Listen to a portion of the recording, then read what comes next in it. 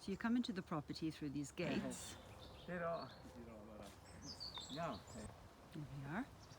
As you can see, there are beautiful views all around, and the property itself is quite impressive. So here it is. This is the beautiful villa Letignano, and even has a little chapel with it. This is the garden, which is very beautiful. And here on the left we have some very interesting annexes which could be converted into further living space. So this is the annex which could be converted into another little house. And here is a little gate that takes you to a private garden. So the way I see it, I would imagine restoring this little outbuilding. You could have a lovely 70 square meter house, and this would be its own private garden out in the back.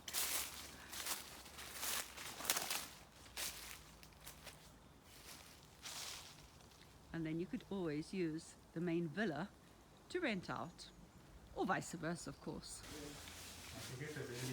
Here we are inside one of the two rooms of the annex. The ceilings are very high and beautiful, with wooden beams and terracotta tiles.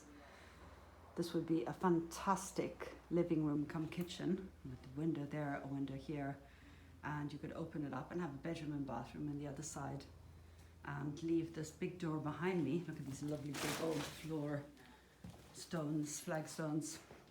And this big door could be left all in glass. It would be absolutely amazing. So this is the villa, and down these steps there's another part of the garden. Look at the view, which is amazing. And this little room underneath the house is a really nice surprise.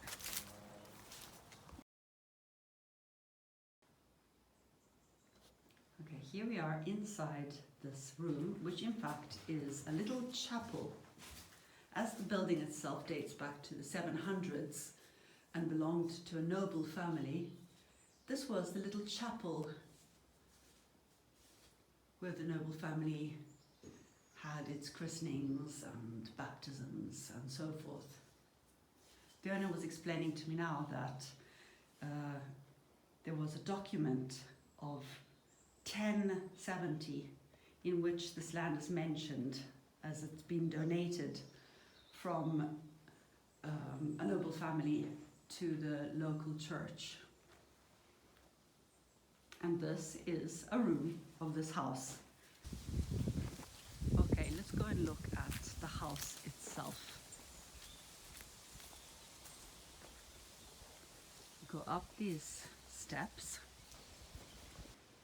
into this formal loggia with big windows looking out onto the views. And here you walk into a very, very impressive hall with absolutely amazing frescoes on all sides. They're not the traditional frescoes you'd imagine in an old 1700s building, but they are beautiful just the same.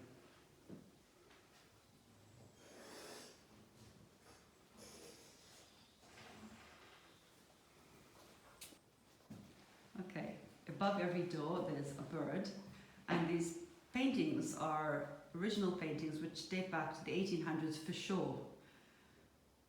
And I find it so impressive how clear and in what good condition they still are today. So let's start with the first door, which is this room. The floors too are beautiful. They're all traditional floors. And this room at the moment is just like a little sitting room, but it would be an ideal study.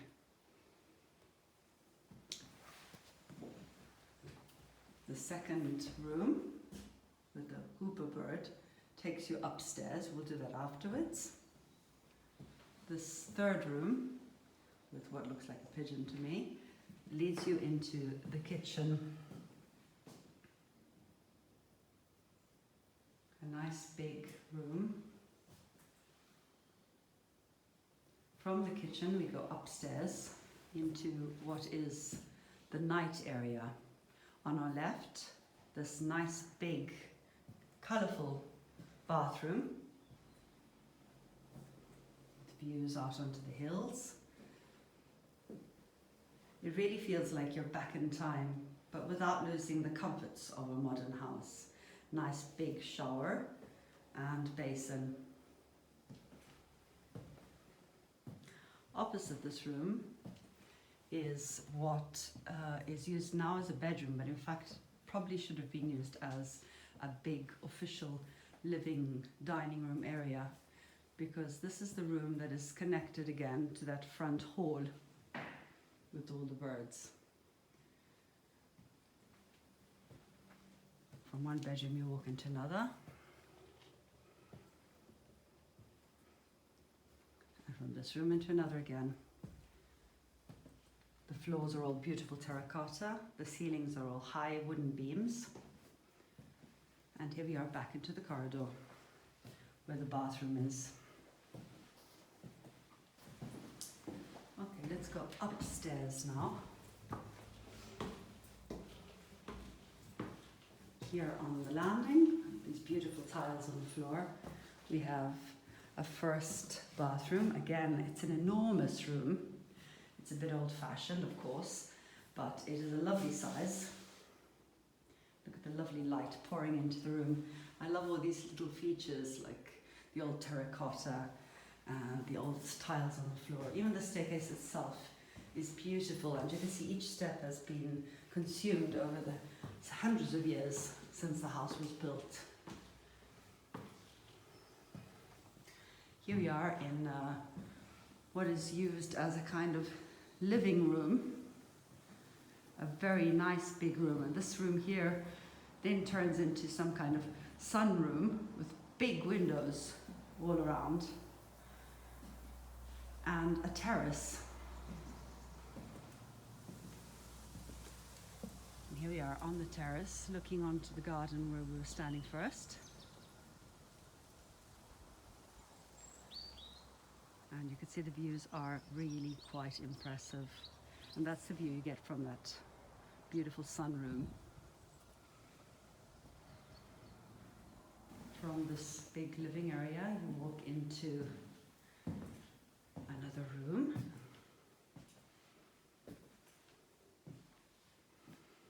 Which could be a study or a bedroom. There's so many rooms in this house, and they could be one thing or another. You could move the kitchen upstairs, you could leave the living room and kitchen downstairs and just make bedrooms upstairs. More or less the layout is the same as below. So we have this big room, and off this big room, the rooms that still need a bit of restoration. In fact, they still have the very old original terracotta floors here and the beams.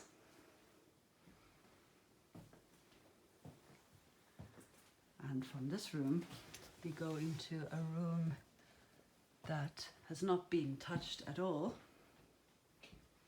but which could make another bedroom. And from here,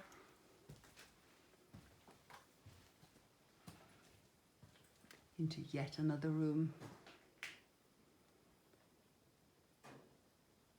So these two rooms need total restoration, or they could be just left as storage.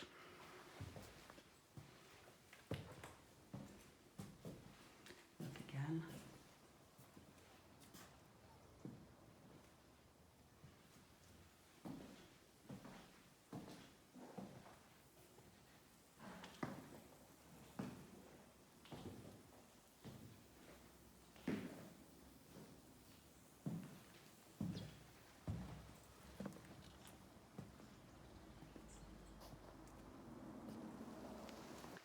I find this house so impressive. I just love the frescoes in the entrance room. They just drive me mad every time I see them.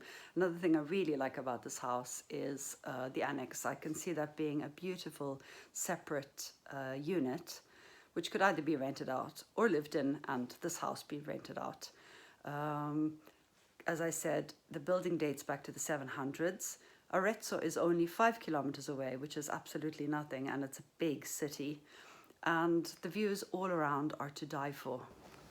And I'm going to end my viewing of this house here with its beautiful sunshine pouring down on me, looking over the hills, listening to the birds tweeting, and daydreaming of how I would sort out the layout in this house, because it is a challenge in one way, but it's actually really fun on the other hand, because there's so many things you can do with this house.